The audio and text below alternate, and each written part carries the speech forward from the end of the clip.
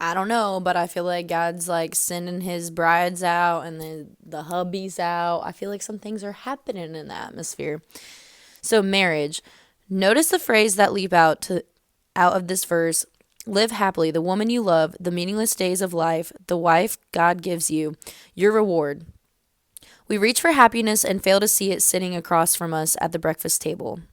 We long for an intimate relationship, but so often fail to recognize that our best chance of that is with the person sleeping in the same bed with us. We long for satisfaction, but fail to realize that we should be most satisfied with the person who lives with us. Don't ever give up on your mate. Take a risk to really get to know him or her before you are too far apart to find each other. So I want to read Wisdom for Life. It literally, I think my mom even wrote read in this. A good reputation is more valuable than the most expensive perfume. In the same way, the day you die is better than the day you were born. It is better to spend your time at funerals than at festivals, for you are going to die, and you should think about it while there is still time. Sorrow is better than laughter, for sadness has a refining influence on us.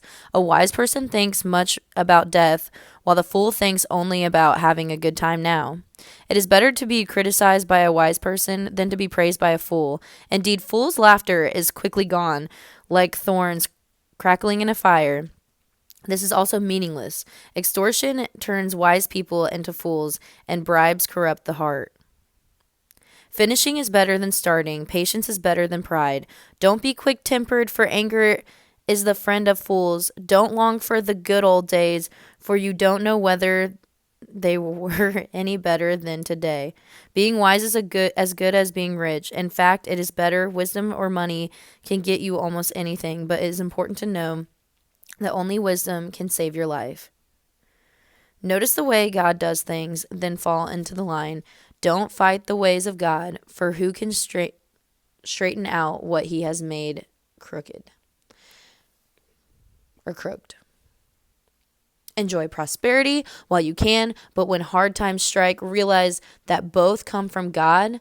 That way you realize that nothing is certain in this life. Fairness. Life isn't fair. We have all said this a time or two. Yeah.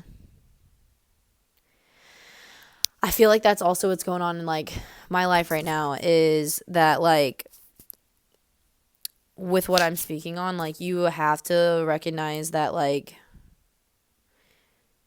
you have to live up to that example of what you want to be, and you have to become that. And it's so easy to fall into like the party ways and like doing those things, and just like because you're like YOLO, but it's like honey, is that really even worth it? And like, did you really feel good after the fact, like of just like all that stuff? Like, yes, I always love to have fun with my friends and stuff, but there is a cutoff point where you need to like cool it, okay? And life isn't always fair, but it's always doing what is best for you in the long run. Like God has his plan that like it might not feel like it's best for you, but for some reason that's what needs to be happening. So just try to do the best that you can do and be the best version of yourself that you can be today. And I love you. Tell somebody else you love them today. Have a beautiful, blessed day.